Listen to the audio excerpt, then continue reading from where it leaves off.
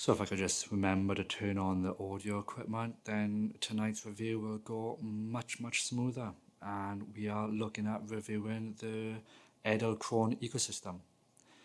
Stick around, providing I don't mess this up.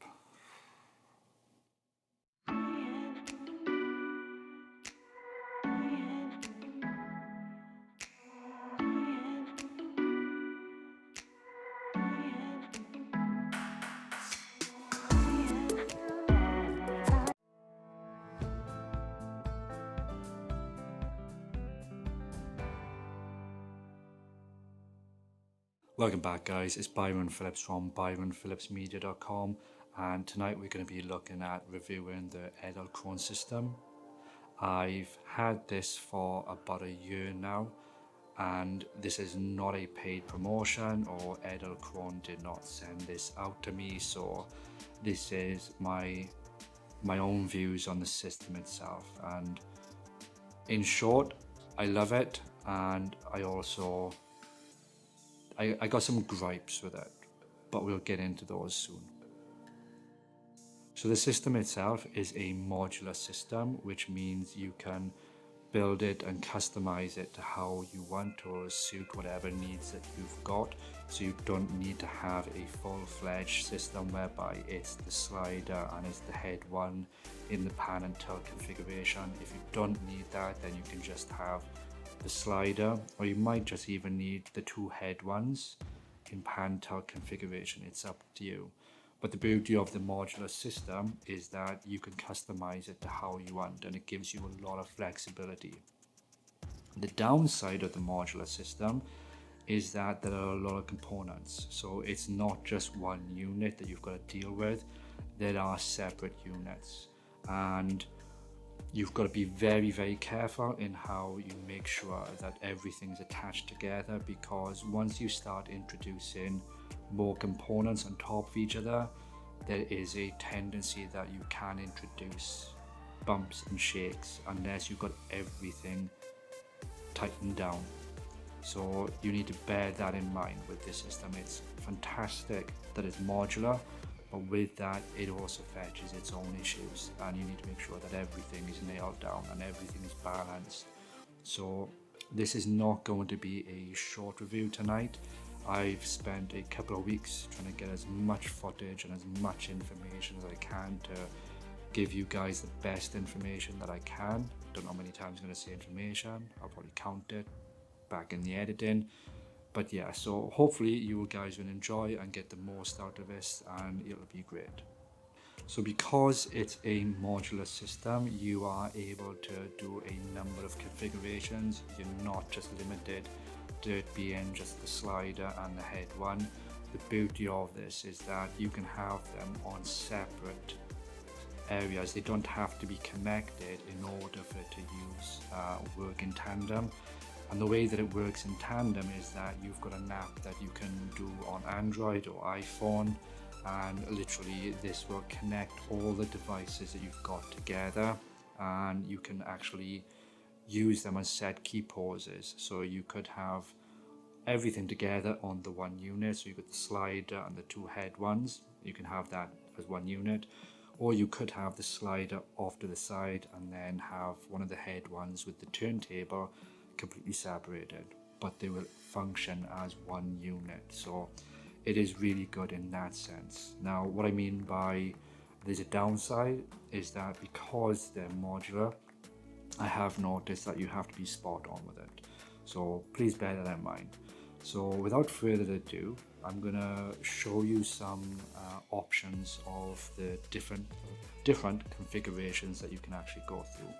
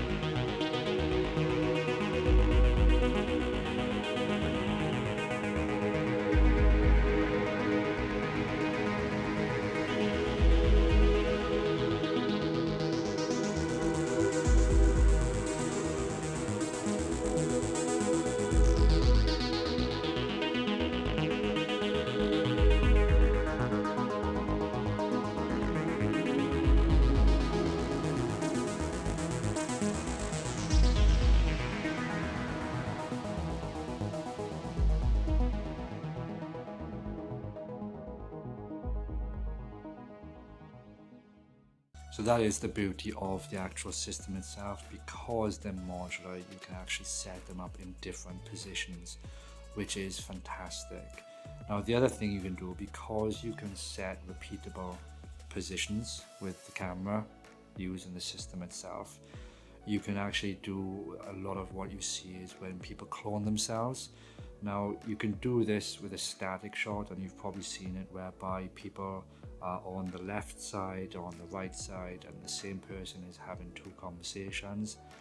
The beauty of this is that if you wanted to do that, you can actually set points with the camera, and because they're repeatable every time, you can actually have the system go through the points, and then you can do different things within that shot, and it will allow you then, which whatever software that you're using, regardless whether it be DaVinci Resolve or Premiere, you can actually then mask people out to make it into one layer.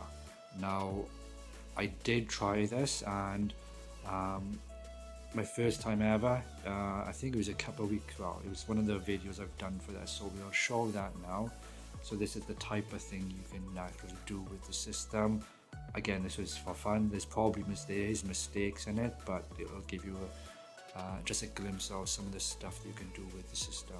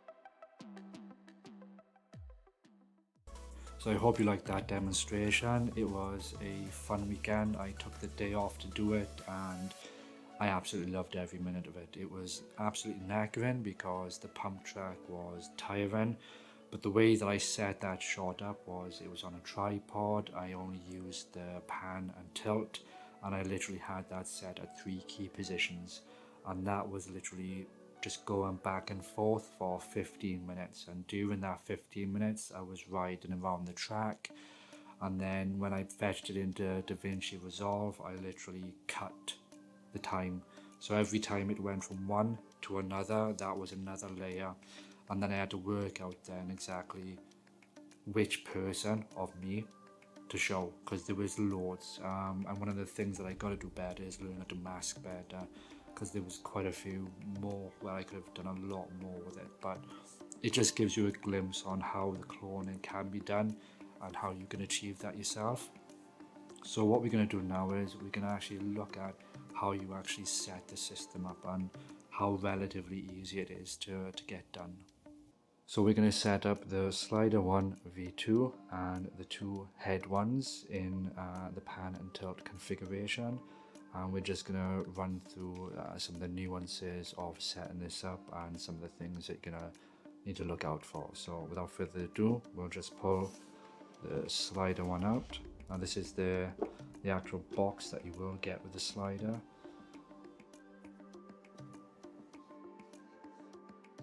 I'll just put that back.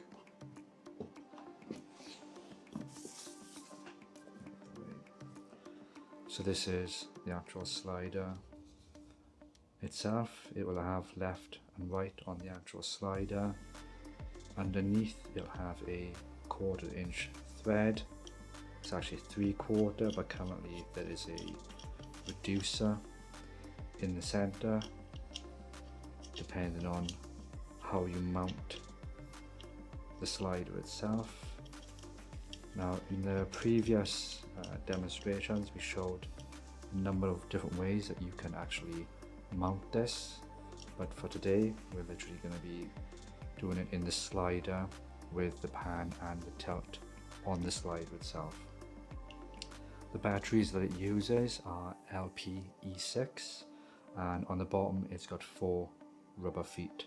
Now this is fantastic if you are on a flat surface. Anything other than a flat surface and you're going to need to use a tripod or actual feet that Edelkrone sells, you don't necessarily have to use that, but a mini tripod will work just fine as long as you can get the legs spread out. This is not the box that comes with the actual head ones.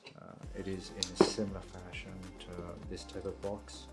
I bought this in Poundland for literally £2, and it allows me to get the 2 head 1 units and the tilt kit V2 in this. So what we're going to do is we're going to attach one of the head ones on the slider. This is going to be for the pan, and one of the things you need to be aware is that you have to have the batteries installed on the head one so that you engage the motors. If you don't, you run the risk of not being able to tighten it properly, and you run the risk of not being able to unscrew the head one as well. It'll just keep turning because there's not enough torque. So always put the battery in, wait for the beep, and then thread it on. Now you want to make sure it's tight, but you don't want to over tighten it, so get it so that you feel some resistance and then just slightly turn it a bit more, because you can actually feel the head one turning and you can actually feel the motor underneath providing a little bit of resistance. So if you keep on doing too much, you're going to break it. The next thing we're going to want to do is get the head one into the tilt, and in order to do that you need to get either the tilt kit V2, or I previously had the V1 version, and this is much better, the V2, for reasons why I'll explain later. But for right now we'll just get down to actually setting this up. The head ones, they have a recessed screw. So the way that you open this is that you push down and turn and they pop out. So this will allow you to attach the tilt or a camera to the head one unit. and they just pop in and screw, and they just like that, and they keep out the way. It can be a bit fiddly, and sometimes they can be a pain in the backside, but they work. So what I would do is put this on. Now you can tighten this a lot firmer than the actual unit itself, but always bear in mind, don't go crazy and over tighten things, because it is a mechanical system whereby you have to push it down and for it to pop out. So it is not a solid rod, so you can't over tighten it without the risk of something breaking. So bear that in mind. It's a fantastic system, but the way that things screw together, it's a great way of doing it, but it's also with its own caveats. It's fragile. So I'll just pull this over a little bit, and then what we're going to do is we're going to mount the tilt. Now they have a 1/4 inch thread, and they have a recess. Now this recess ensures that it stops from turning, and obviously this is where you screw, and there is a screw here underneath that will go into the thread. So last time I did this, I got it spot on, so fingers crossed I've done the same. And I'm just trying to make sure I've got that aligned, because you want it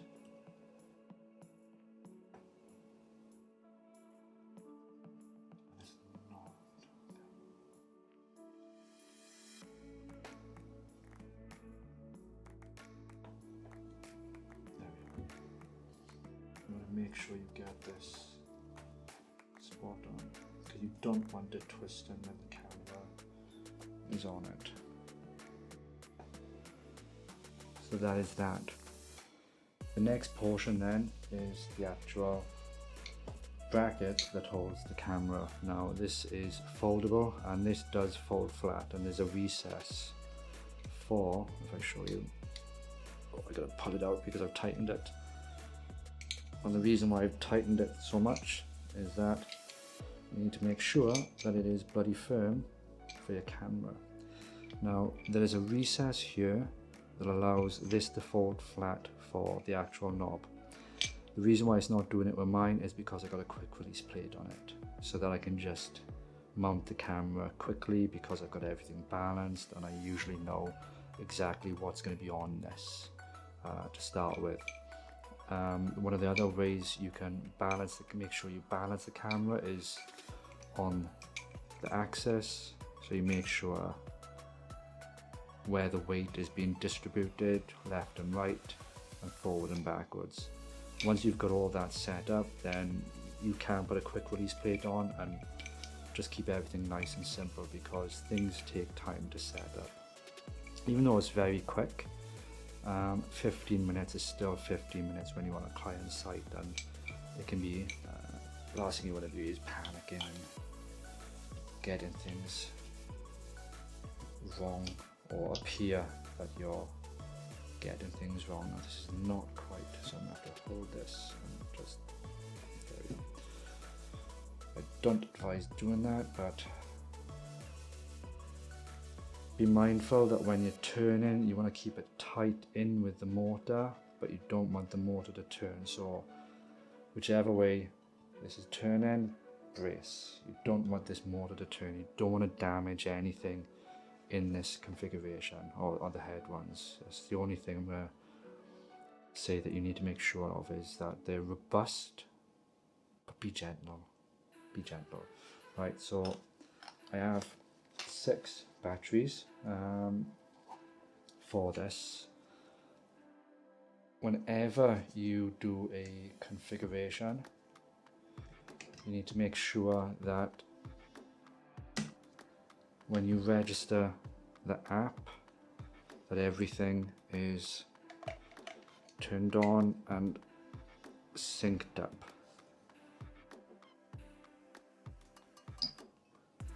So just make sure everything is done. So this is a cheap tablet. I paid about £50 for this, and to be honest with you, it's dropping out terrible. The connection to this, and I got ants everywhere. I need to get rid of that. Come on, don't be a dick. Every time, I really shouldn't. This is really frustrating. Oh, you're such an asswipe.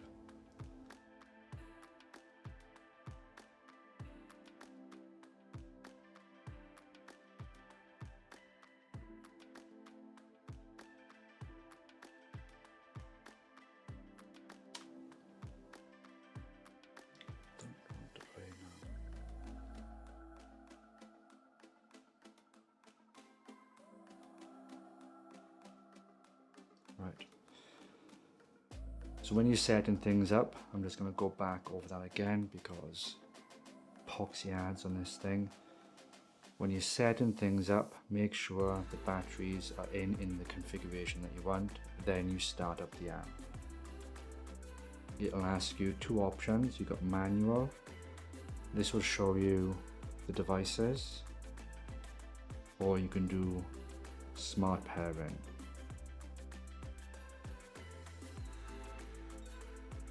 And there we go. You can see we got the tilt, the pan, and the slide, and we can manually control from here. You can either like the tilt and the pan, like so. You can individually lock, so it's just the pan, which is how I tend to do things.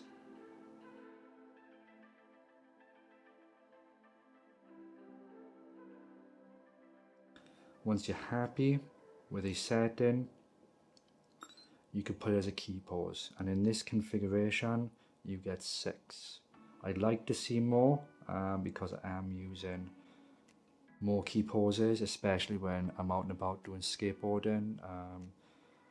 There's a lot you can do, and I'd like more key poses. And that's the other thing to take into consideration. If you're just using the tilt and the pan on its own without the slider, you only get 3 key poses, which sucks. I'd like to see a minimum of 6 across the board for everything. I think it's a little bit ridiculous that you're only allowed 3, so I would like Edelkrone to actually change that, because there is no reason why you can't do 6 key poses. It's fundamental in my honest opinion. So once you've got your key poses and you have set them the way you like, so I'll just get this over here. Just as a quick demonstration. So say that's 1. Right, before I move on, you're gonna need something to brace, because if you've just got the slider and in this configuration, when this comes out further, it's going to topple. So you're going to need a mini tripod or something with feet that extend. It's not stable enough in this configuration if you have that. So case in point, I'll just hold it, but if I just slowly, there we are. So that is why you can't do that, because it will topple over, and you need to be very, very mindful of that. So what I'm doing is I've just deleted the pose and I've set it again. I'm just going to set it 100% all the way, and then just go back to pose 1, and then pose 2,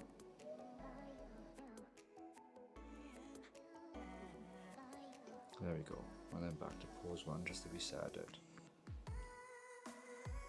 There we go.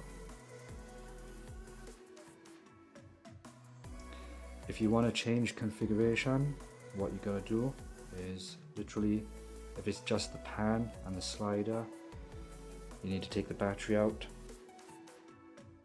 If you actually don't need to use it and you've disconnected it, so let's just do that. Let's get this out the way. The way that you reconnect, let's just put that there, is that you've got to come out of the app. It will automatically come out, and you've got to pair again.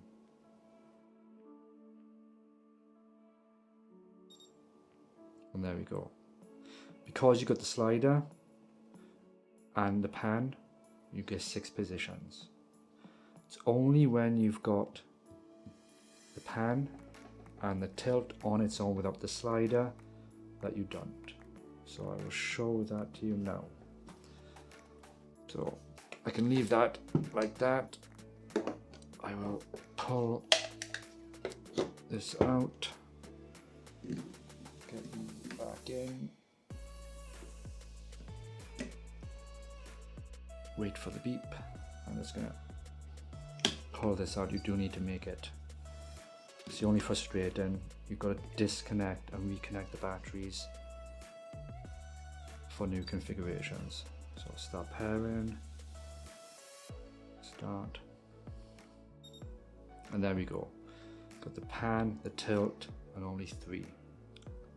Needs 6. It can do 6. Give me 6.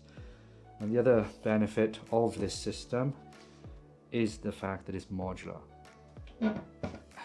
As you can see, don't need it next to each other.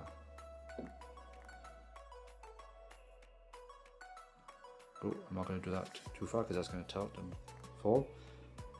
But there in case is the point.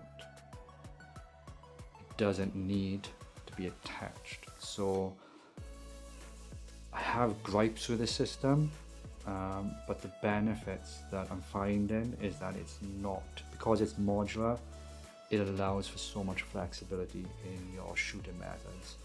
I mean, you could put a camera here, and if you so wanted, you could have this on a tripod a little bit further away. You could have a mini light on this, and you could get it so that you could key pause a light pan down. Ooh, I think that's my mobile phone. You could get a light to pan down and be brilliant, fantastic. So that's all I'm going to show you for setting up. We'll get back to the rest of the review and crack on from there. So now that you've physically seen how to set this up, we are going to jump over to look at the actual app itself. Now I'm currently using the Samsung S9, so this works great on the mobile phone and it's been doing me wonders. The only issue that I have been getting is that sometimes I will get it disconnected. Now if you're in the middle of a move, the good thing is that you can actually reconnect and it will remember, and the camera will still follow that system. It will still do the moves. So if it ever does disconnect, you can actually be safe in the knowledge that it's going to complete the move that you're actually doing. But it is frustrating because then you have to reconnect, and then there is that thing in the back of your mind where you're going, I hope this is going to connect, and I hope this is not going to bug it up, because you don't want that to happen if you're at client site. So what I'm finding is the Alba tablet that I've got, that disconnects a lot. Like in one session, I think I was doing it 2 to 3 hours of just doing testing for this, and it must have disconnected about 10 to 15 times. It was an absolute, it drove me nuts. So now that I've got another phone, I can actually use the S9 to actually be a dedicated control for it, because I don't think I can rely on the actual tablet when I'm at a client site. So what we're going to do now is actually look at the app and how they pair it and get everything set up. So we've got the app open. There are 2 ways in which we can actually connect the devices together. The first is manual pairing.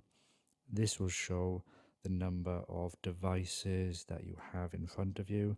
So for instance, I got 2 head ones, one in pan, one in tilt, and a slider one.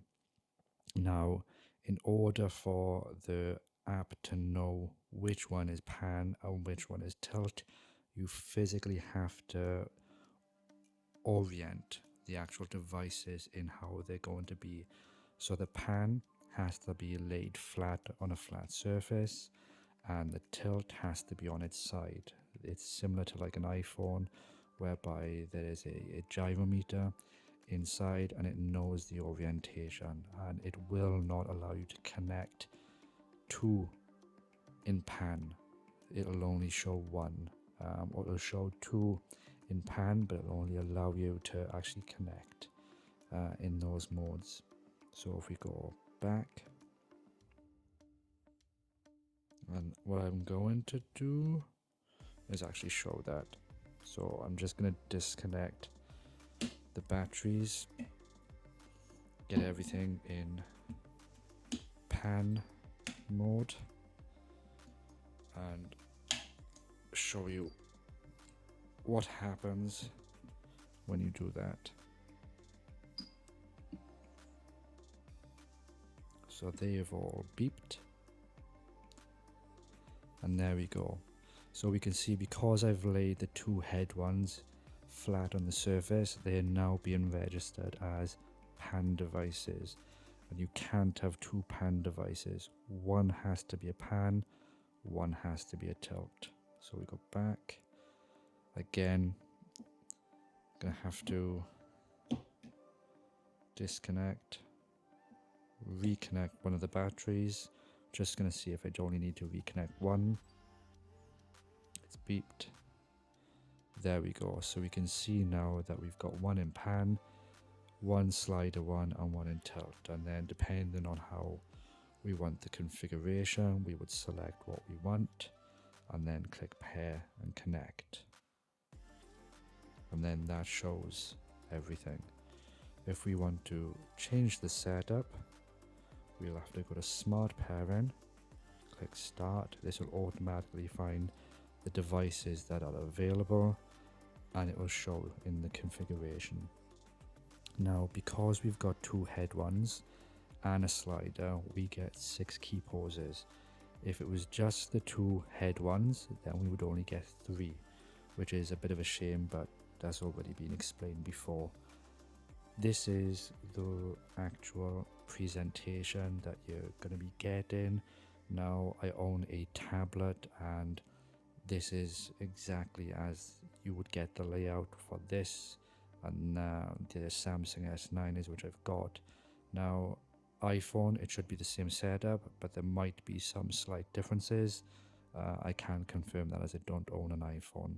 Now, what we've got is on the left hand side, we've got the pan and the tilt. If we adjust these, it'll adjust the pan and the tilt at the same time, and we can separate that. So if you just want the pan, you move it to the left, you move it to the right, and you can't move it up and down. It literally is only to the pan. Same with the tilt. You move the tilt up or down. Can't move it left and right. So you can actually lock it to the axes that you want.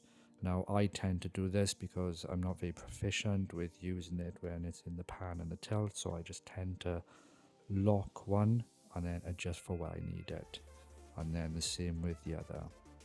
Now, the other part you've got on the right hand side is the slider. So these allow you to set the position between left and right.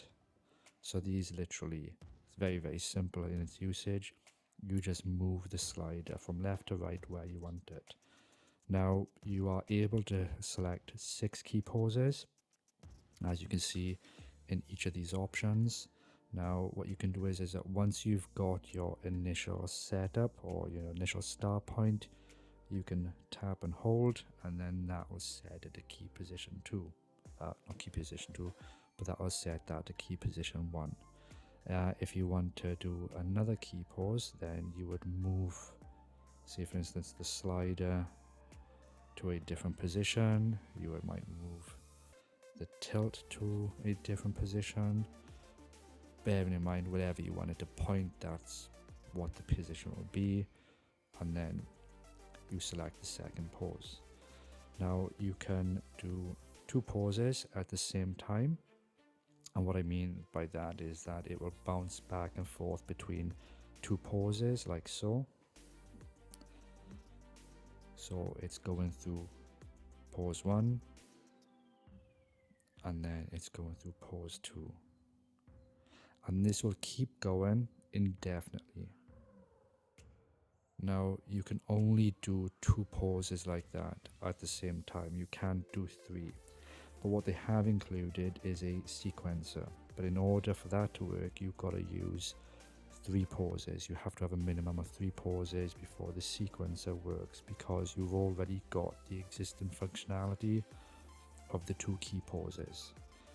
Now on each key pose you can see there's an I and an X. The X just simply deletes the pose. You hold, tap and hold it, and then for the I, this gives you the position of the actual slider. So before, a while back, you didn't know how far along the track the slider was, but now I can see that this is at 16.4. So if I wanted that to be at 20, I would just say 20, click done, and then save.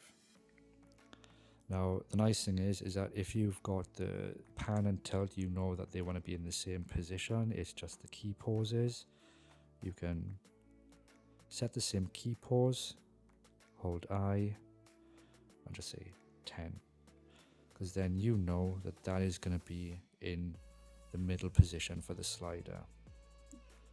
And then the same with this.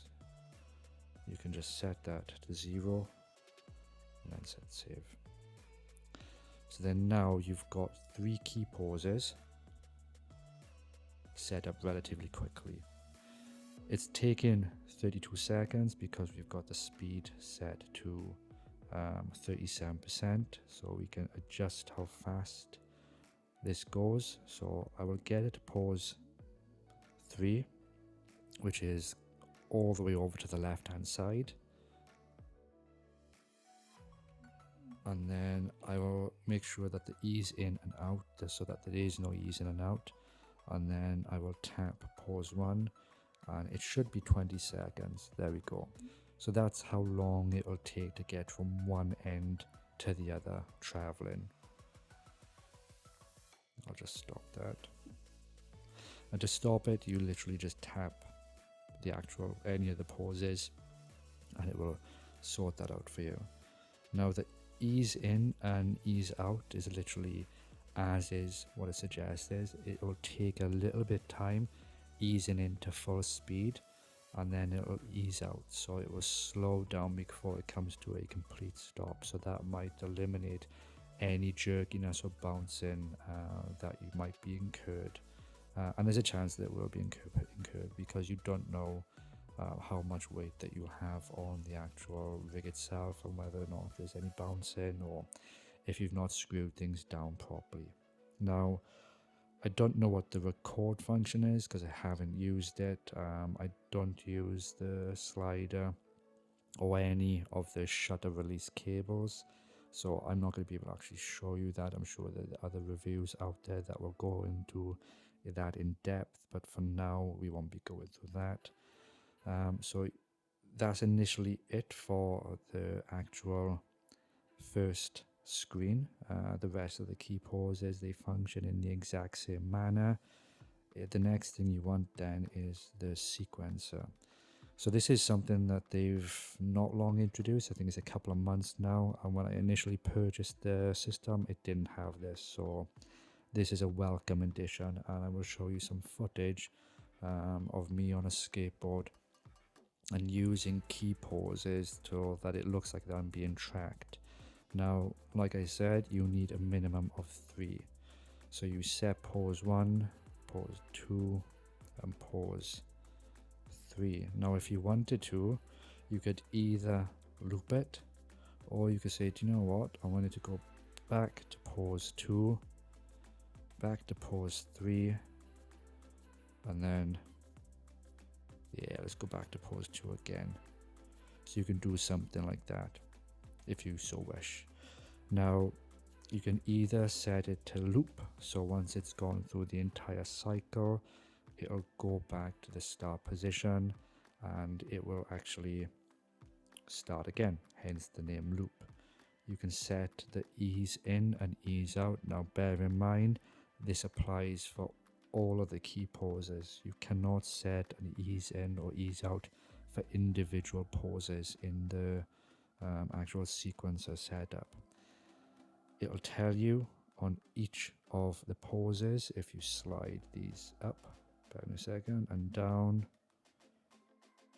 So the faster it goes, the less the time will be.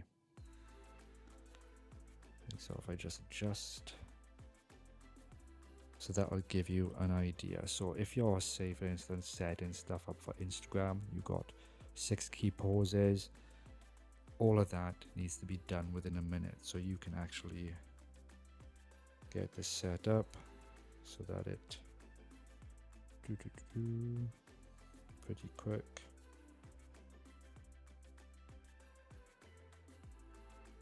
Like so, just to get things under a minute. Now you're going to have to play around with this, and I'm going to have to do a demonstration of the effects of using the sequencer. There are some caveats that you need to be aware of. For instance, it might not always hit the mark, and there'll be times where it is actually swung past the mark and swung the other way to go to the next key pose.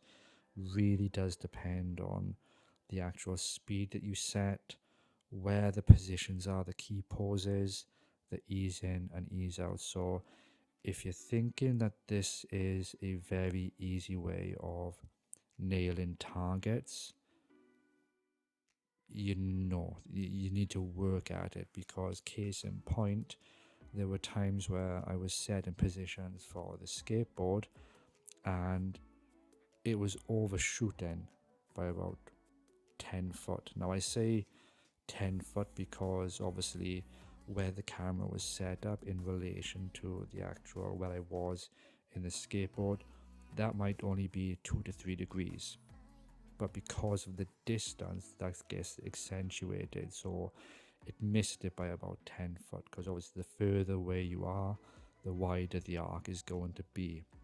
So you really need to like focus and pay attention to this, and I'm going to have to demonstrate that to you a little later on. Now the only other downside for this is that it doesn't save it. So once you come back out and go back in, it's wiped.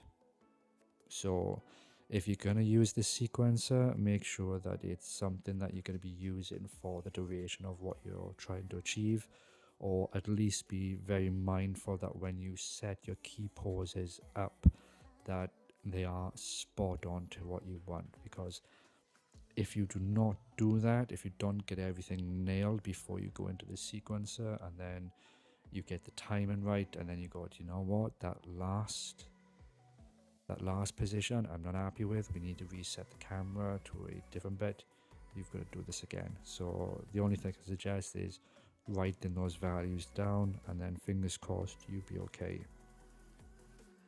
Now stop motion, time lapse, I know nothing about. I'm gonna have to point you towards other reviewers, or you're gonna have to look on YouTube for other stuff in regards to that, because I know nothing. I've not played with this in the time that I've used it, and likewise I've not used power mode as well. So I know that if you're using the slider in vertical mode, that you can actually set this to actually supply more power to the actual devices, but in my experience, because I got a relatively light setup, I don't need to do this.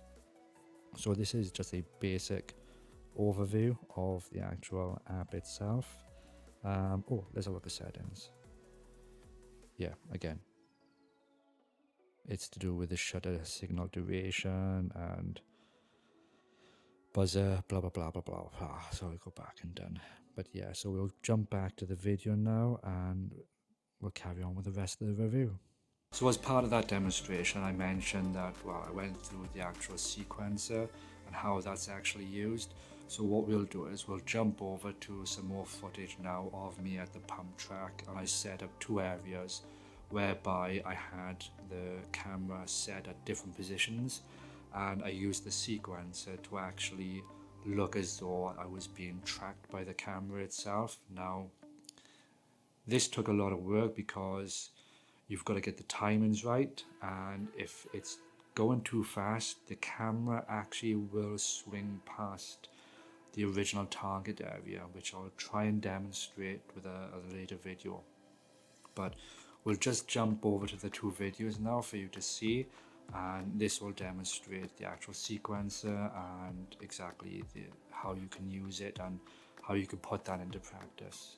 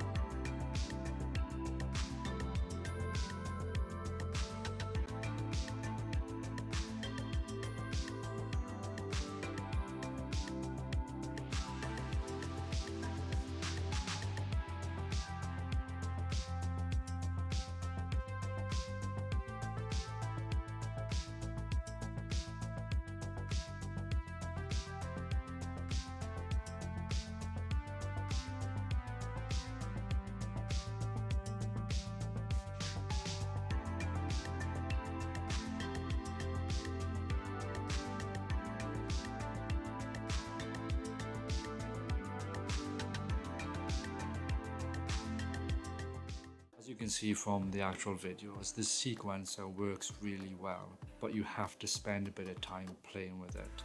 One of the things that I find is that you have to play around with the settings a lot in order to get it working exactly as you want it.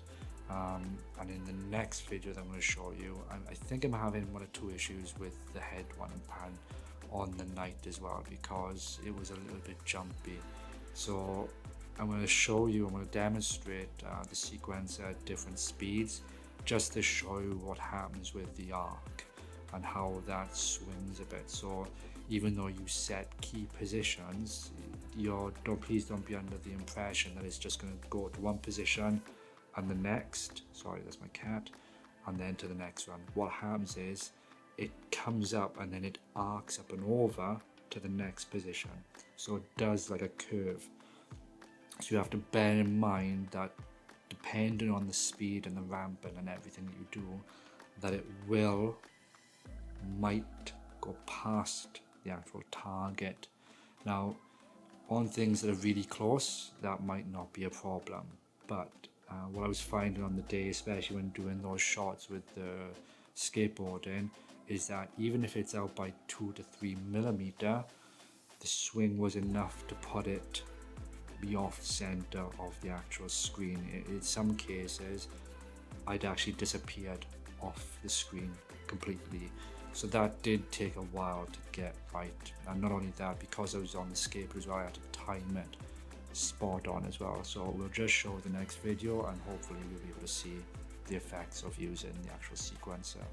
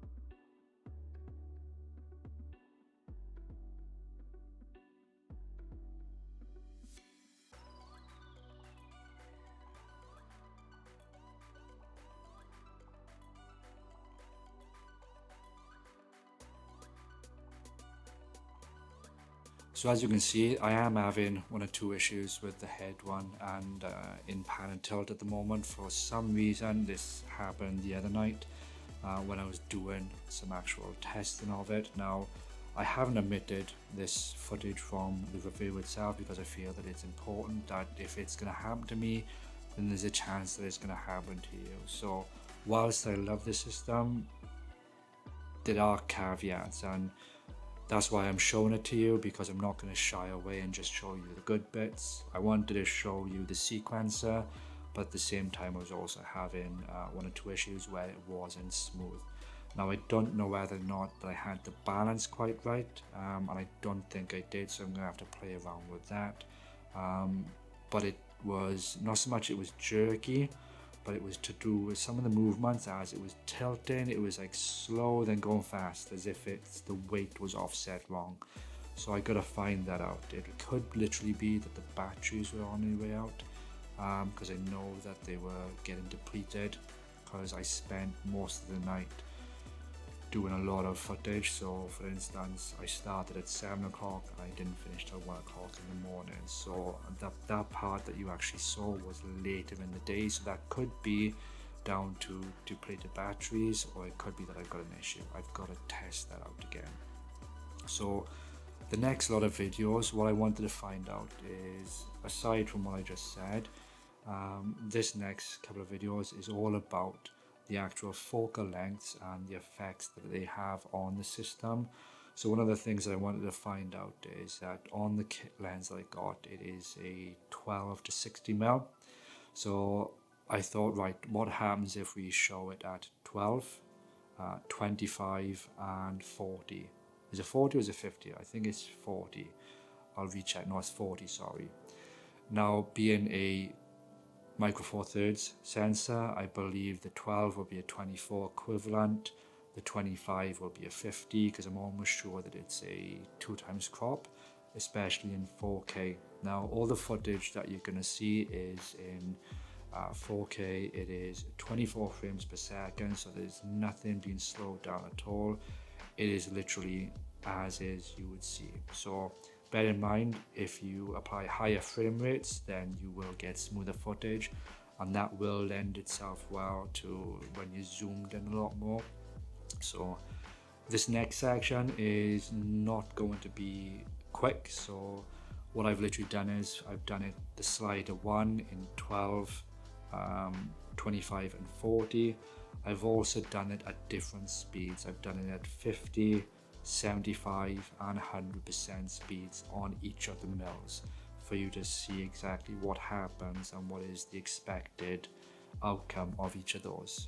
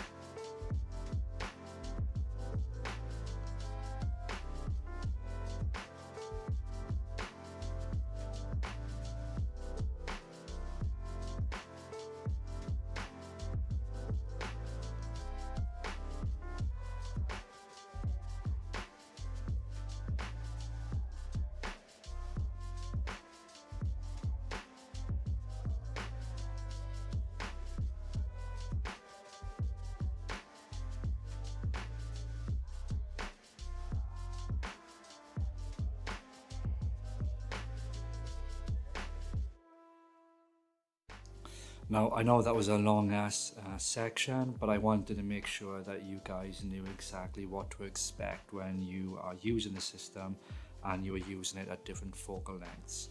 Now, if you are using it for macro or very, very close up, I'm not entirely sure how that's going to pan out. I think that it will be okay, but if you're looking for very, very precise work at a very close distance, I'm not entirely sure that this will be right. I've not actually done a test where we are very, very close at like 12 mil and the actual motion. Now, I believe it'll be okay, but I don't know. So that is something that you might have to do yourself. I don't have a macro lens or anything like that. I've literally just got the cinema lens and the kit lens. So hopefully what I've provided you is giving you enough information to make a judgment on the actual stability of the footage. Now, like I said, if you're going to use a higher frame rate, obviously you can stabilize that a lot more should you need to or should you want to. Those options are there. But hopefully that was a decent enough and transparent enough guide to let you know what the actual expected conditions are going to be of the footage. So earlier I mentioned about the Tilt Kit version 2. Now this is part of the design and this is the rest of it. So this is now foldable, and this is much more sturdier and actually sits on top of the head one unit or a tripod.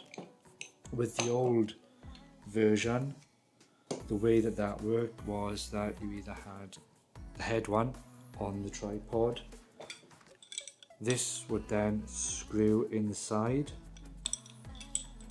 and then you'd have a head one here, and then the old version was fixed, so this would be on the side of the head one.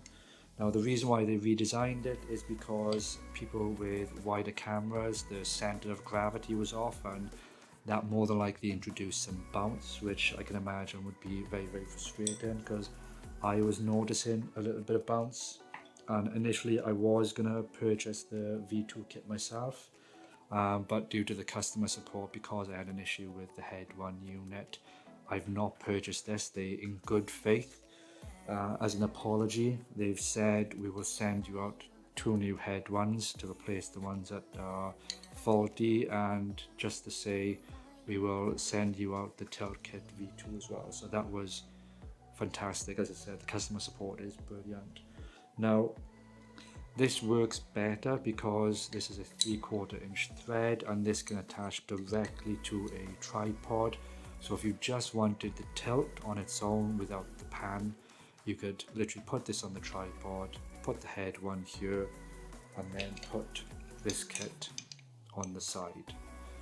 With the other version, and the reason why that's better is because it maintains the center of gravity. With the other version, you had this. This used to go onto the tripod, the head one would be here, and then the tilt kit would be there. So you can instantly see that the center of gravity is way off.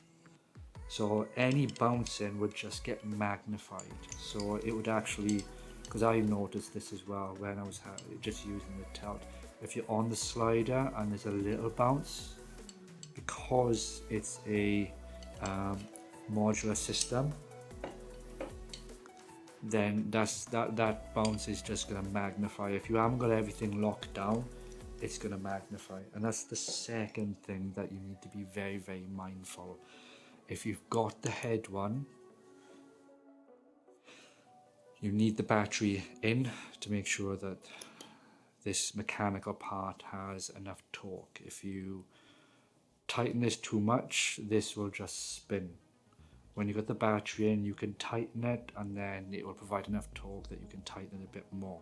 Now, what I don't suggest you doing is over tightening, because as much as robust as they are, you still got this mechanical feature, and if you over tighten that, you're knackered. And that was something dying. That was my old phone. So yeah, so please bear that in mind. They are fantastic, but they are also, you've got to be very, very careful when you tighten in this to the head one, to the slider. So what I mean by that is literally on there, when you tighten it until you just feel a tiny amount of resistance. You can either put the battery in at that point or put the battery in from the start. Tighten it when you feel a little bit of resistance, just a couple of, like a centimeter to more, just to get that initial tautness or tightness, and you're fine. But sometimes it doesn't always feel tight enough, because when you feel like there's a bounce or something, you feel, is that as tight as it could be to stop that happening? And it's one of the things that I'm still working out, and even though I've had it for a year, you have to get everything spot on.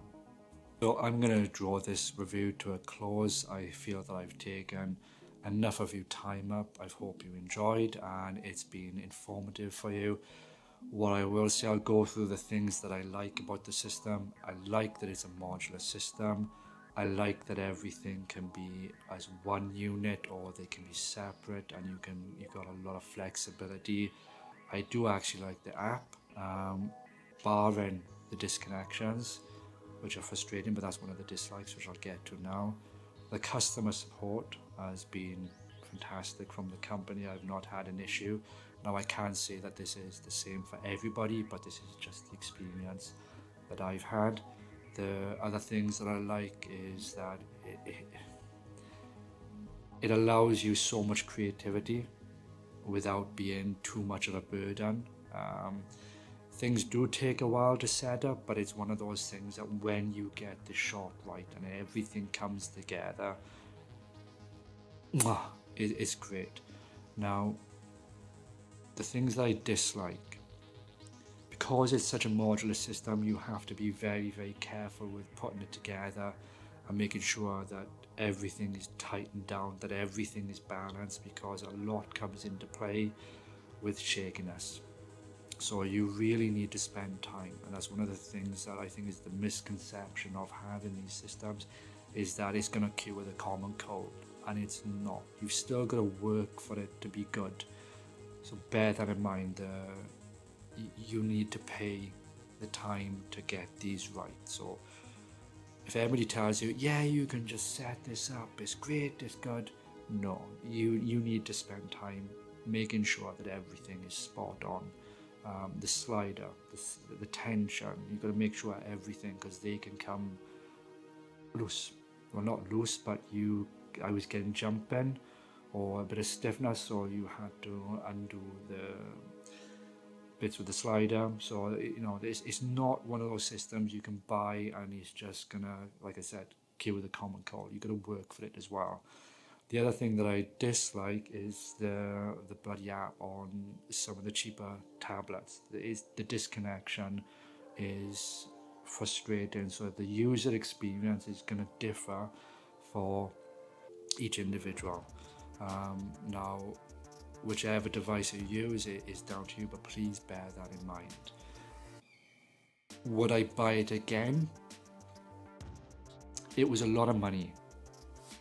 It was an awful lot of money. I think at the time it was about £1,100 for the slider, the two head ones. I also bought the actual plate as well for the turntable.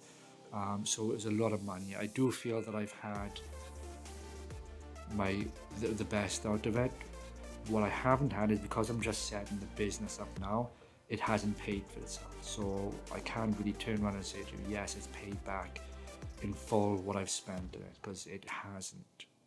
I'm using it to do that, but I've not made the money back on it yet. I'm in two minds whether I would, if I was to buy it again, I would probably look at the Rhino and see how that compares before I make the jump again. But because of the customer support, that kind of wins my heart every time, because even with the company Slick Revolution for my skateboard, the customer support has been phenomenal, and that always fetches me back to the company. I know there's other boards out there, but my heart is with that because the people that run it and the customer support has been absolutely stellar, and for me the Edelkrone has been the same. So with that in mind, I probably would go back and buy another one. Other thing I don't like is that you're limited to the slider, the head and pan, and I'm not sure how it works with the dolly. I know they got the dolly, but I've not purchased that myself, so I don't know what happens if you got the dolly, the slider, and the two head ones. I don't know if you can configure all that together. That's something that you would have to look into yourself. You can only also have 2 head one units. You can't have 3. In order to do that, you have to use a separate app. So you will lose that functionality whereby if you want to have 3 head ones, you can only control 2 with one app. So you need to decide how that's going to work for you, if you need more than 2. Because it's something that I was thinking about, but I've completely stopped. Because you will need 2 devices. But in saying that, if that's the route you want to go down to, then by all means. But just bear in mind that you are only limited to 2 in the app at this present point in time. So the other thing that I don't like is the key positions. And what I mean by that is that when you've got the slider and a head one, you've got 6 key positions. If you've just got 1 head one, you're limited to 3. If you've got the 2 head ones in the pan and tilt, you're limited to 3. There's no reason why it can't be 6 or more. I know that there's real estate space on the screen that you've got to account for, but there's no reason why it can't be 6 for the 2 head ones. But then for me, that is something I think is fundamentally that needs to be brought in for the actual system itself. So if Edelkrone are listening, can you put that in? Because there's no reason why it can't be. I'd even be happy if there was a separate screen that you go into and you could have 12 key positions. That would be do it. I would love you forever. So I'm just going to wrap that up. I hope you enjoyed. Hope it was informative. Please comment, please like and subscribe, and I'm going to go to bed. I'm actually going to sort the coughing child out first, and then I'm going to go to bed. Good night.